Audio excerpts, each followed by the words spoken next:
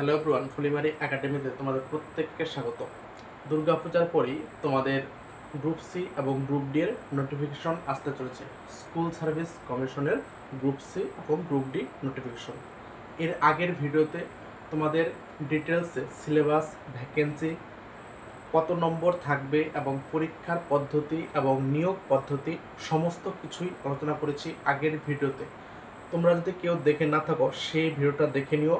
তোমাদের group C এবং group ডির সিলেবাস, নিয়োগ পদ্ধতি এবং টিচিং এক্সপিরিয়েন্স কত থাকবে, কারা টিচিং এক্সপিরিয়েন্স পাবে, সমস্ত কিছুই আগের ভিডিওতে বলে দিচ্ছি, সেটা তোমরা দেখে নিও, ঠিক আছে। তবে আজকে আলোচনা করব অনলি ম্যাথ নিয়ে।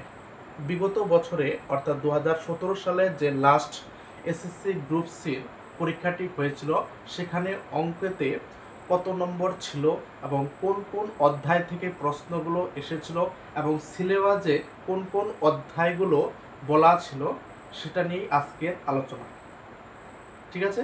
চলো তাহলে ক্লাসটি শুরু করি। দেখো,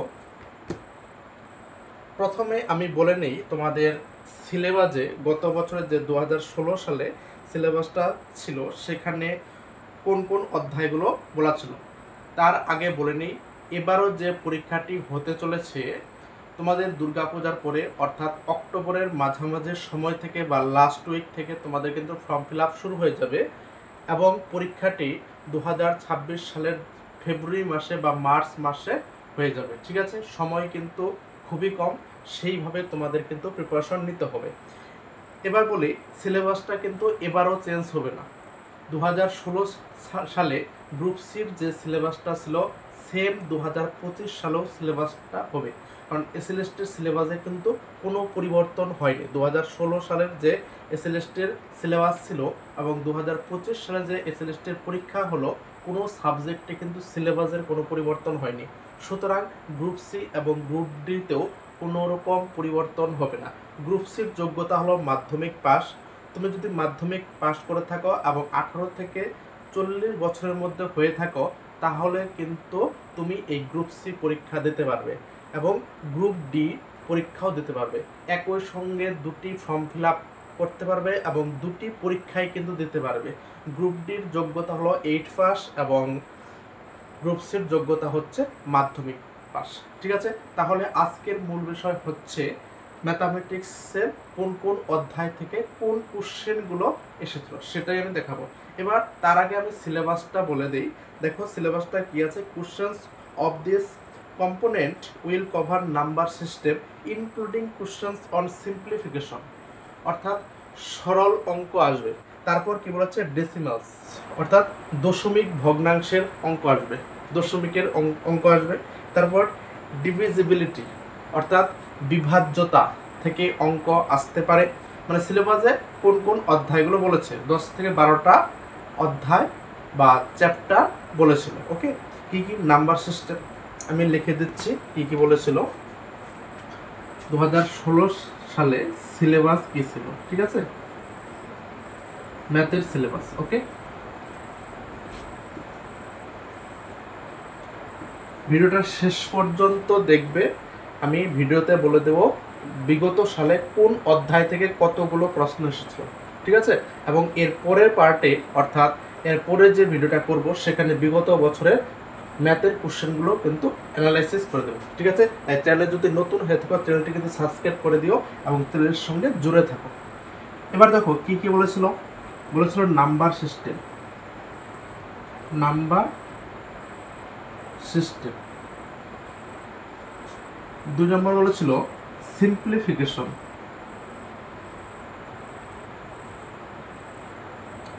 সিম্পলিফিকেশন। হয়তো অনেকে সিলেবাসটা তোমরা জানতে পারো, কিন্তু এটা দেখো তোমাদের অনেকটা লাভ হবে। সিম্পলিফিকেশন। তারপর বলেছিল ডেসিমাল, ঠিক আছে, ডেসিমাল ফ্র্যাকশন বা দশমিক ভগ্নাংশ। 4 নম্বর বলেছিল পার্সেন্টেজ, পার্সেন্টেজ বা শতকরা। তারপর বলেছিল profit and loss, profit and loss অর্থাৎ লাভ ক্ষতি। 6 নম্বর time and work, time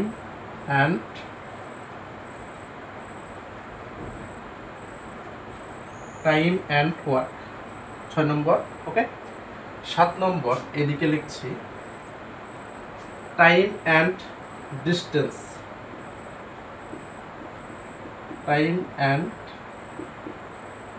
distance, অর্থাৎ সময় ও দূরত্ব।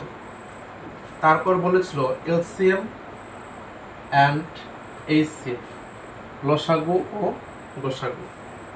ওকে, নেক্সট কি বলেছিল, ডিসকাউন্ট, ঠিক আছে, বা ছাড়ের অঙ্ক,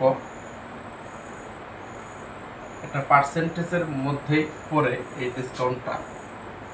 ওকে, তারপর পার্টনারশিপ অর্থাৎ অংশীদারিত্ব,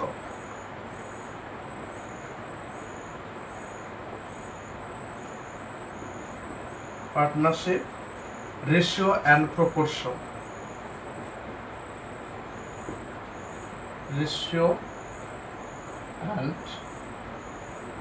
প্রপোর্শন, অর্থাৎ অনুপাত ও সমানুপাত। তারপর সিম্পল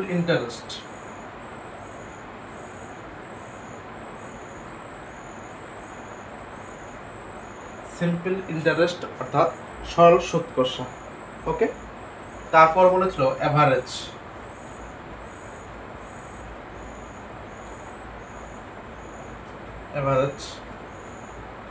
ওকে, এই কয়েকটাই অধ্যায় সিলেবাসে বলা ছিল। ওকে, তাহলে এই 13টি অধ্যায় সিলেবাসে বলা ছিল। ওকে, তাহলে 2025 সালেও এই কয়েকটা অধ্যায় থেকেই প্রশ্ন আসবে এবং এই অধ্যায়ের বাইরেও 4-5টা অধ্যায় তোমাকে রেডি করে যেতে হবে, সেটা আমরা শেষে বলবো। এবার আসবো আমরা 2016 সালে যে পরীক্ষাটি হয়েছিল সেখানে কোন অধ্যায় থেকে কতগুলো প্রশ্ন এসেছিল। সব থেকে বেশি প্রশ্ন এসেছিল পার্সেন্টেজ অর্থাৎ শতকরা থেকে 3টা প্রশ্ন এসেছিল পার্সেন্টেজ থেকে। এবং গ্রুপ সি এবং গ্রুপ ডি এর জন্য কিন্তু একই সিলেবাস, ঠিক আছে। তুমি যদি গ্রুপ সির জন্য প্রিপারেশন নাও তাহলে কিন্তু গ্রুপ ডির প্রিপারেশন হয়ে যাবে, আলাদাভাবে গ্রুপ ডির জন্য প্রিপারেশন নেওয়ার প্রয়োজন নেই। ওকে, তাহলে আমরা গ্রুপ সির জন্য ক্লাস করব, আমাদের গ্রুপ ডি অটোমেটিক হয়ে যাবে। এবং গ্রুপ ডিতে ইংরেজি নেই এবং গ্রুপ সিতে ইংরেজি আছে এবং বাকি সিলেবাস কিন্তু সবই সেম। অর্থাৎ পার্সেন্টেজ বা শতকরা থেকে 3টি কোশ্চেন এসেছিল এবং টাইম ওয়ার্ক থেকে সময় ও কার্য থেকে 3টি কোশ্চেন এসেছিল। সময় ও কার্য থেকে কয়টি কোশ্চেন এসেছিল? 3টি কোশ্চেন। এলসিএম অ্যান্ড এইচসিএফ অর্থাৎ লসাগু ও গোসাগু থেকে 2টি কোশ্চেন এসেছিল। ওকে, তারপর প্রফিট অ্যান্ড লস অর্থাৎ লাভ ও ক্ষতি থেকে 2টি প্রশ্ন এসেছিল এবং বাকি অধ্যায়গুলো থেকে 1টি করে প্রশ্ন এসেছিল। তাহলে কোন অধ্যায় সব থেকে বেশি পড়তে হবে? Percentage, time and work, profit and loss, LCM and HCF. এবং বাকি যে অধ্যায়গুলো আছে বাকি অধ্যায়গুলো কিন্তু সমানভাবে গুরুত্ব দিতে হবে, কারণ এবছর বাকি অধ্যায়গুলো থেকে বেশি কোশ্চেন আসতে পারে। তবে সাধারণত বিভিন্ন পরীক্ষায় দেখা গেছে যে percentage, profit loss, time and work, time and distance এই অধ্যায়গুলো থেকে বেশি প্রশ্ন আসছে। ওকে, টাইম অ্যান্ড ডিস্টেন্স থেকে 1টি প্রশ্ন এসেছিল, ডিসকাউন্ট থেকে 1টি প্রশ্ন এসেছিল, পার্টনারশিপ থেকে 1টি প্রশ্ন এসেছিল, রেশিও অ্যান্ড প্রপোর্শন থেকে 1টি প্রশ্ন এসেছিল, সিম্পল ইন্টারেস্ট থেকে কোনো প্রশ্ন আসেনি, অ্যাভারেজ থেকেও কোনো প্রশ্ন আসেনি। তবে এবছর কিন্তু অবশ্যই এগুলো দেখতে হবে, ঠিক আছে। নাম্বার সিস্টেম থেকে কোনো প্রশ্ন আসেনি। সিম্পলিফিকেশন থেকে 1টা কোশ্চেন এসেছিল, ডেসিমাল থেকে আসেনি। ওকে, তাহলে দেখি কত নম্বর ছিল। তোমরা জানো ম্যাথ থেকে কত নম্বর থাকে? 15 নম্বর থাকে। একটু যদি হার্ড ওয়ার্ক করো এই 15 মধ্যে কিন্তু পুনরায় তোলা যায়। অঙ্কগুলো খুবই সহজ ছিল 2016 সালেও। আশা করা যায় এই বছরও ওই একই প্যাটার্নে কোশ্চেন হবে এবং একইভাবে সহজই হবে, কারণ এসএলএসটির এক্সামে দেখা গেছে এসএলএসটির প্রশ্ন খুবই সহজ হয়েছিল, তবে কয়েকটা কিন্তু কঠিন প্রশ্ন থাকবেই, সেটা স্বাভাবিক। তবে 2016 সালে যে পুরোটা কোশ্চেন এসেছিল তার মধ্যে 2 থেকে 3টা কোশ্চেন একটু কঠিন ছিল, তবে পারা যাবে। ওকে, তাহলে দেখবো এবার কত নম্বর হচ্ছে। 3 4 5 6 7 3 10 10 আর 3 5 15, এই হচ্ছে 15 নাম্বার। এইভাবে অঙ্ক এসেছিল। আমি আরেকবার বলে দিচ্ছি, পার্সেন্টেজ বা শতকরা থেকে 3টি অঙ্ক এসেছিল এবং টাইম অ্যান্ড ওয়ার্ক সময় ও কার্য থেকে 3টি অঙ্ক এসেছিল। প্রফিট অ্যান্ড লস লাভ ও ক্ষতি থেকে 2টি প্রশ্ন এসেছিল। এলসিএম অ্যান্ড এইচসিএফ লসাগু গসাগু থেকে 2টি প্রশ্ন এসেছিল। পার্টনারশিপ থেকে অর্থাৎ অংশীদারিত্ব থেকে 1টি কোশ্চেন এসেছিল। ডিসকাউন্ট থেকে 1টি কোশ্চেন এসেছিল। তবে এই পার্সেন্টেজ যদি ভালো করে শেখো তাহলে এই ডিসকাউন্ট অধ্যায়টি কিন্তু কভার হয়ে যাবে। ওকে, টাইম অ্যান্ড ডিস্টেন্স সময় দূরত্ব এই অধ্যায়টি থেকে 1টি কোশ্চেন এসেছিল। তারপর রেশিও অ্যান্ড প্রপোর্শন অনুপাত ও সমানুপাত থেকে 1টি কোশ্চেন এসেছিল। সরল অঙ্ক 1টি এসেছিল, আর কোনো অধ্যায় থেকে অঙ্ক আসেনি। ওকে, তাহলে এই অধ্যায়গুলো তোমাকে ভালো করে পড়তে হবে। সিলেবাসে এই কয়েকটা অধ্যায় বলা আছে এবং এই অধ্যায়ের মধ্যেই কিন্তু অঙ্ক দিয়েছিল এক্সামে। তাহলে এই 13টা অধ্যায় থেকে যদি ভালোভাবে প্রিপারেশন নাও তাহলে অঙ্কে 15তে কিন্তু 15 পাবে। ওকে, এবার এর বাইরেও কিছু অধ্যায় তোমাকে দেখে যেতে হবে, যেমন কি আয়তক্ষেত্র এবং বর্গক্ষেত্রের ক্ষেত্রফল সংক্রান্ত অঙ্ক হয়, বা ত্রিভুজের ক্ষেত্রফল সংক্রান্ত পরিমিতির পার্ট বলতে পারো, তবে সেটা পরিমিতির মধ্যে পড়ে না। দেখতে গেলে পার্সেন্টেজ অধ্যায় ওই অঙ্কগুলো আছে। ঠিক আছে, আগের বছর আয়তক্ষেত্র থেকে একটা অঙ্ক এসেছিল।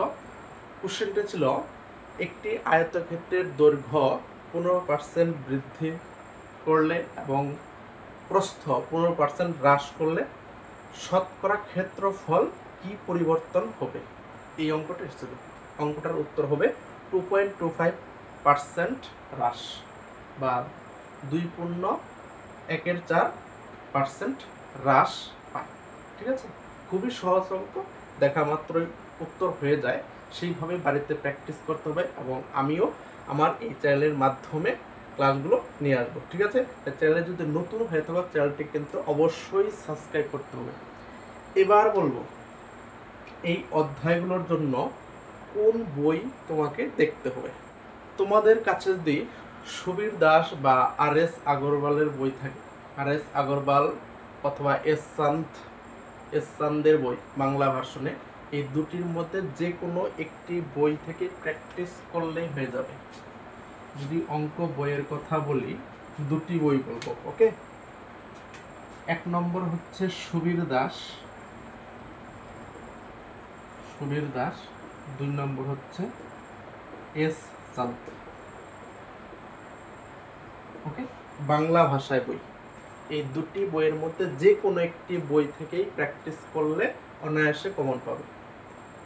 এর থেকে ভালো হবে ক্লাস 6 থেকে 10 পর্যন্ত যে পশ্চিমবঙ্গ মধ্যশিক্ষা পর্ষদের স্কুলের অঙ্ক বই আছে, অঙ্কের টেক্সট বই, সেগুলোর পাটিগণিত ভাগটা যদি ভালো করে প্রিপারেশন নিয়ে যাও সেখান থেকেই সব অঙ্ক কমন পেয়ে যাবে, মানে অঙ্কের প্যাটার্ন কমন পাবে। ঠিক আছে, আবার অঙ্ক কমন পেতে পারো, তবে অঙ্ক যে হুবহু কমন হবে এমনটা নয়, তুমি প্যাটার্ন কমন পাবে। ওকে, তাহলে ক্লাস 6 থেকে 10 পর্যন্ত পাটিগণিতের যেসব অধ্যায় আছে সেই অধ্যায়গুলো ভালো করে প্র্যাকটিস করো। ওকে, তাহলে আজকের আলোচনা এখানেই শেষ করছি। পরবর্তী ক্লাসে আমরা 2017 সালে গ্রুপ সি পরীক্ষার যে 15টি অঙ্ক এসেছিল সেই 15টি অঙ্কের সমাধান করব। ঠিক আছে, সবাই ভালো থেকো, সুস্থ থেকো। Thank you.